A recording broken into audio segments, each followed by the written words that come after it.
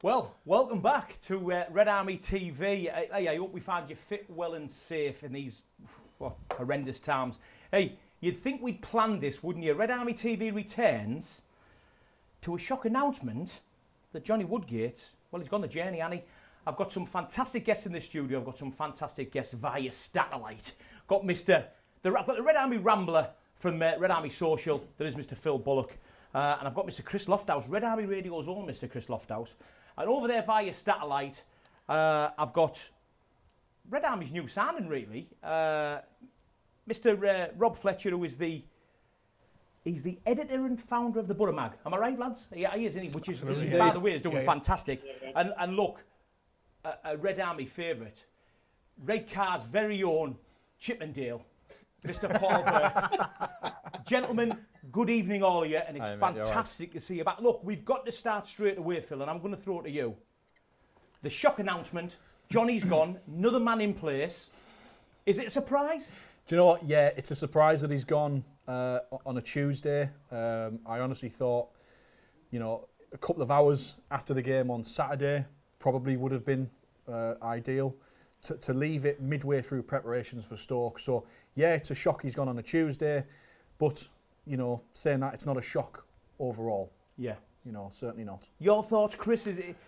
Look, I mean, I won't lie to you. I was shocked, but it's more shock at the timing than it is the fact that we've got a new gaffer coming in. Absolutely. I can't disagree with what either of you have said. He had to go. It's the right choice to let him go. Clearly, his methods weren't working and they weren't going to work. There was no sign of anything turning around. But yeah, I mean, considering we've just had a huge break, that was maybe an opportunity to make a change immediately after the game. Could have possibly been an opportunity to make a change as well. So to leave it until, first thing on a Tuesday morning is a bit odd, but ultimately the decision itself was coming. Yeah, so let's go to the lads via satellite. I don't like to say the name of the programme we're using because they're not paying us any money. Paul, start with you, down there in sunny Reykjavik via cup and string. We've got you on. Paul, did you think it was? Do you think it's a surprise, mate, that he's gone? Absolutely, I think like the lads have said, it's more of a shock than anything with the timing. Because I honestly thought, with 8 games to go now, he was in it for the season. Yeah. And Rob, are you just going to echo what the lads are saying there, or do you think, and we'll talk more about the new gaffer coming in shortly, but is it just more of the timing? Bear in mind, we've had 108 days to prepare. Is it the timing that's the shock, or do you think that Woodgate, could have cracked on and set out and kept the Borough up?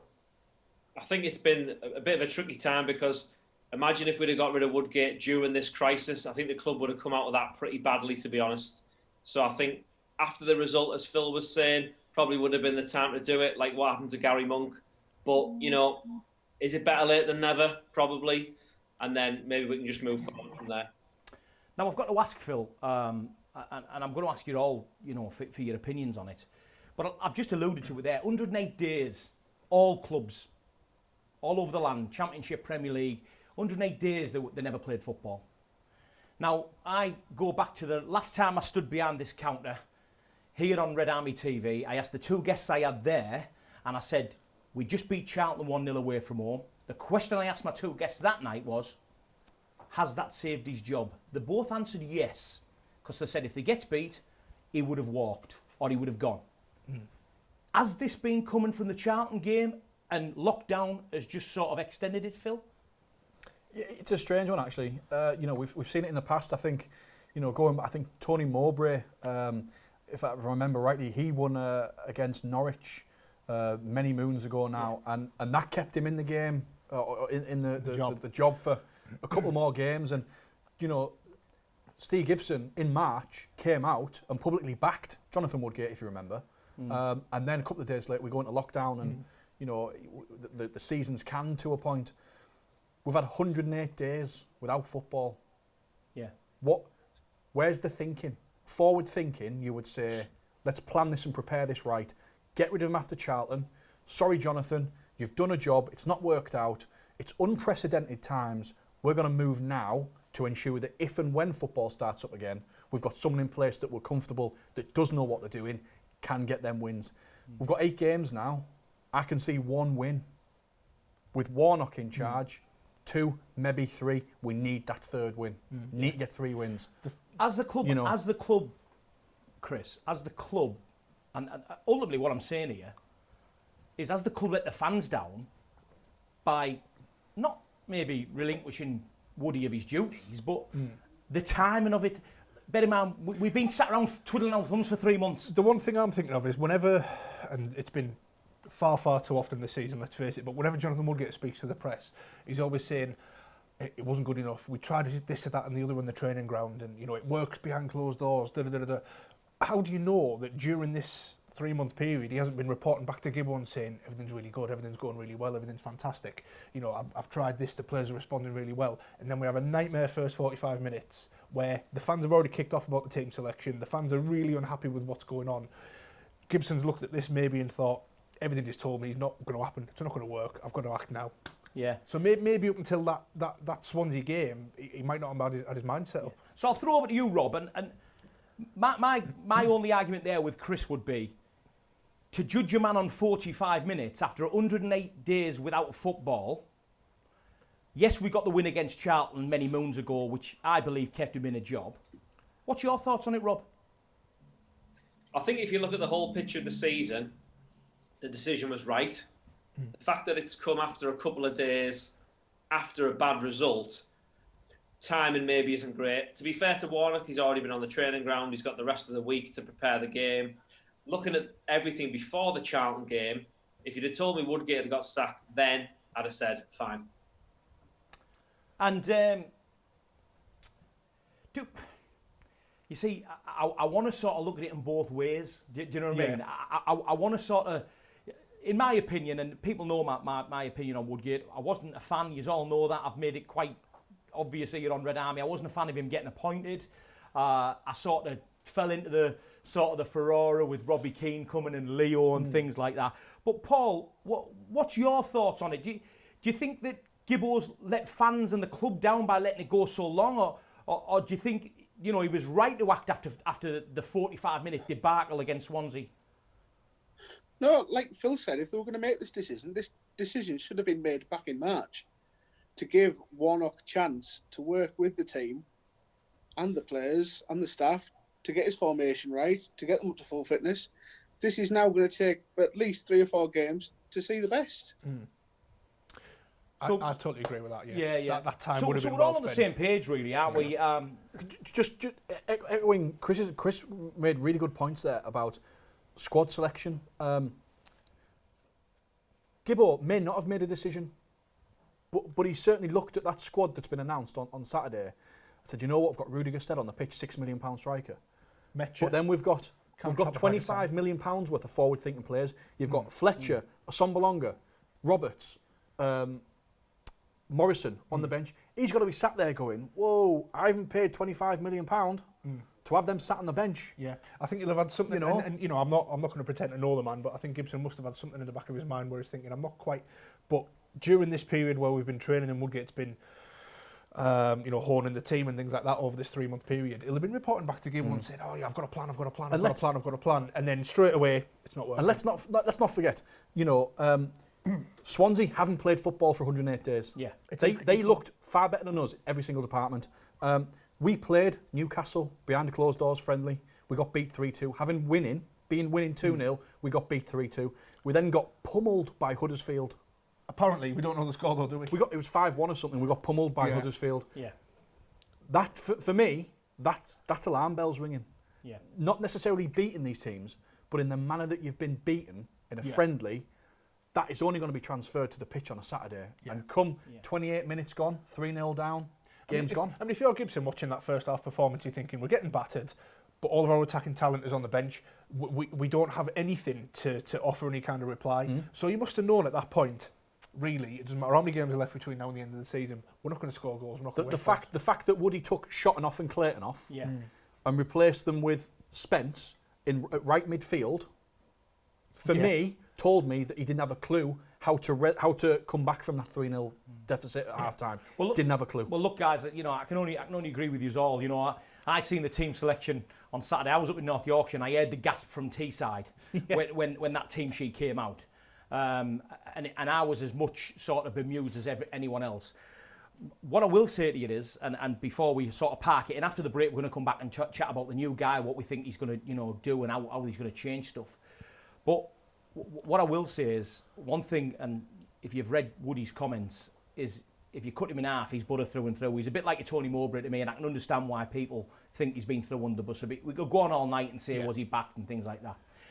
But hey, look, loads to come in the second half. We're going to chat about the new man at the helm, Neil Warnock. Join us after the break on Red Army TV.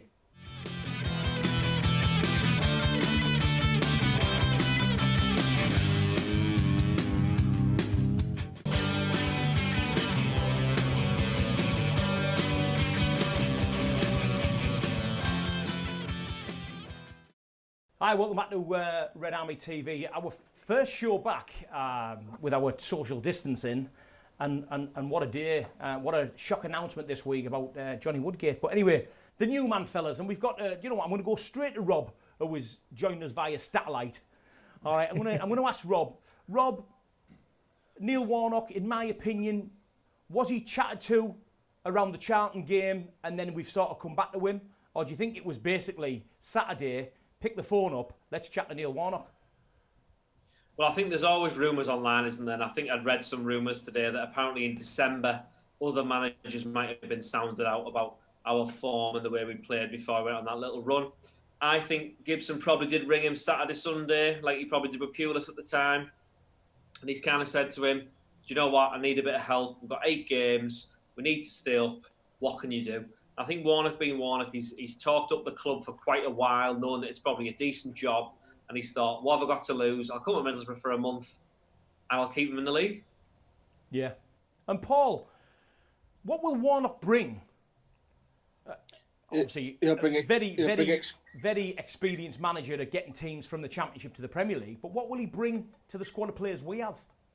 He'll bring a settled style of football. It won't be the prettiest style of football, I think we'll see, over the next 8 games, but it'll be settled. We'll probably play a 4-4-2. Yeah, optimistic. Optimistic. Good. Well, look, loads of people joining us on social media. It's great to see a friend of the show, Neil Cox, watching.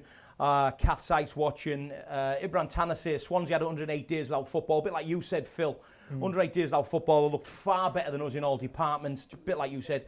Carl Halliday said, yeah, Woody never knew his best team or formation from one day to the next. Do you know what? That was reminiscent of Gary Monk, that, because I don't think Gary Monk ever knew what best side to put out as well. Yeah, he had a reputation for tinkering as well, didn't he? Yeah, and Dave Newton said, looking forward to seeing Howson getting played in best position in midfield. Do you think there'll be wholesale changes to that team, Phil? Well, that's one of the decisions that baffled me. You've got Howson playing at right wing back, but you're going to bring Jed Spence on and play him at right midfield. Surely Howson does a job all over the field when he's played in the middle of the park than he can do at right back. So why not put Jed Spence at right back in his natural position, move Howson up the pitch? We'd have settled midfield much sooner. And that's why I said to you, he didn't understand, he didn't have a clue, Woodgate, on Saturday, how to turn that 3-0 deficit around, and it was clear with the decisions he made on the pitch. I think that's probably the straw that brought the camel's back. Gibson watching that performance and just thinking we don't have an answer for what Swansea thrown at us. The big thing I noticed, fellas, and I, like many other Borough fans, obviously because we're not allowed in the stadium, was watching it via the link that we were all sent, which finally worked just before kick-off. But I never seen Woodgate speak to any of his backroom staff. All through that first half, he didn't turn round, not once did he turn around and say to Leo, what do you think? You know, Robbie, what do you think? Nothing. And a coach can't do it all himself. He looked dumbfounded. He's a very lonely man on that touchline. He looked he's like that quite a lot as well. Now, at least Tony Pulis last season was shouting at his players. Shouting at what was going on. I'm looking forward to hearing that from Neil Warnock as well. You know, Woody stood there, and I think Dave did a bit of a demonstration of him stood on the hands in his pockets, just, what do I do here? Didn't have a dumbfounded, absolutely dumbfounded. Didn't have a clue what to do. So obviously comes in some, you know, I was reading a guy this morning put something on a blog. Borough fan in Germany. He said basically, look, I don't care whether Woodgate's been sacked. You know, he wasn't being flippant, but what he was saying, I don't care who's in charge. He actually thought Woodgate could have kept them up.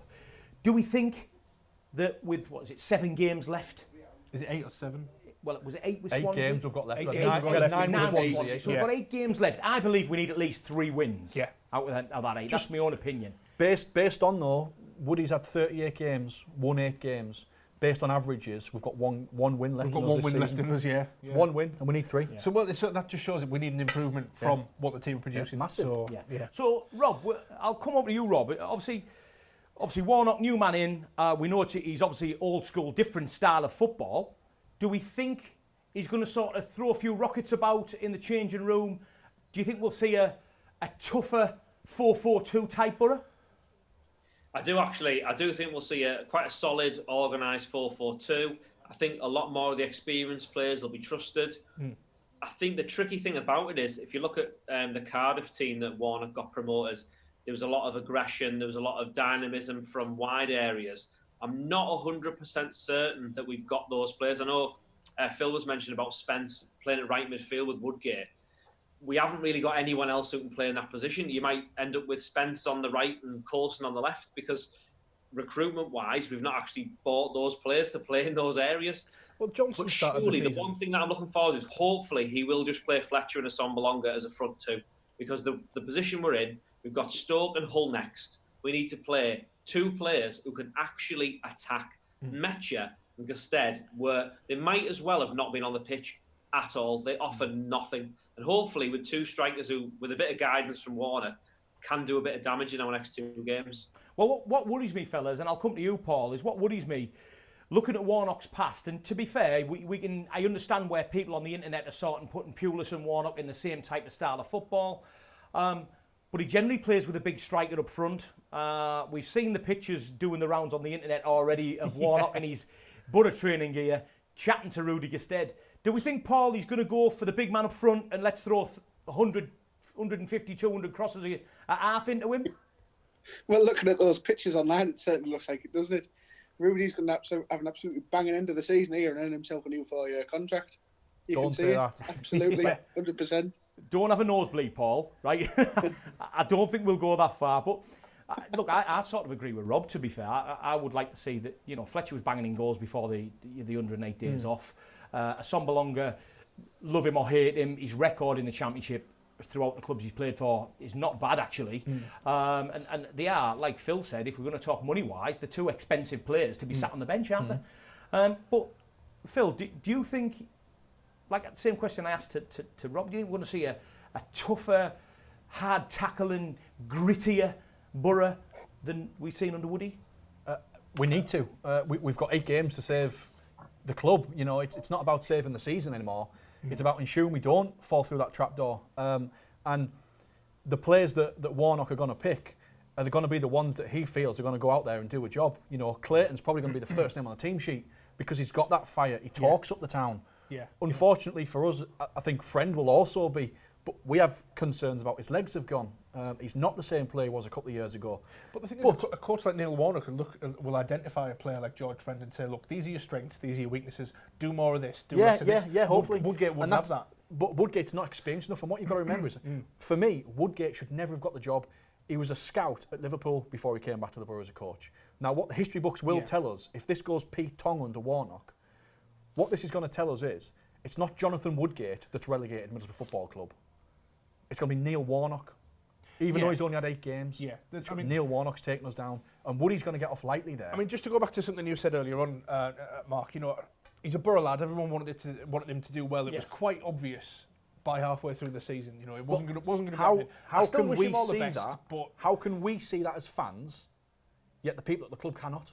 How have we identified that in November? I think it's because everything that Woodgate comes out and says in the press conferences, we go again, we try again. We tried this in training, we tried that in training. He'll have been saying all that to Steve Gibson.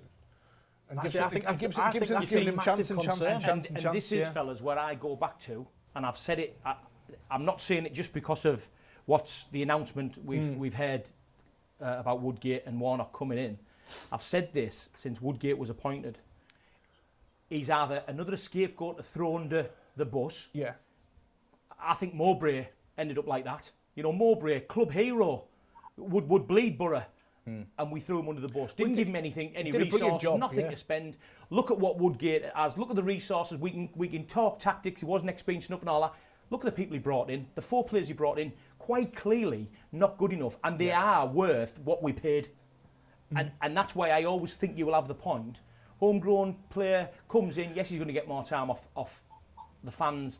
Everyone wants to see Woody do well, Mowbray do well, Downham do well, and then what to do, the club sort of think, we can use that to our advantage.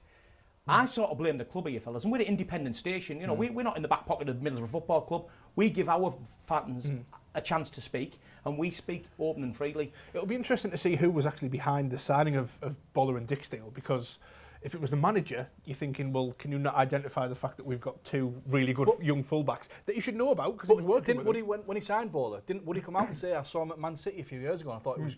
Yeah. That were his comments. He's signed these players. He's identified these players. So that's it. So it's clearly... Is it the scouting side of things or the coaching side of things that he was lacking on making that decision? Because clearly he already knew about Spence and he already knew about fellas, we are Coulson rapidly as well. running out of time. Sorry. Before I thank you all for joining us, the guys via satellite, Rob and Paul, thank you for joining us, and you guys in the studio. It's going to be interesting times. It's going to be interesting times. So look, Woody's gone. Thank you very much for your time. We still love you to bits because you're a butter lad. But now it's time for Warnock's Warriors to prove what they can do. Join us next time on Red Army TV. Is it going to be 3 points for Warnock in the bag? Only time will tell.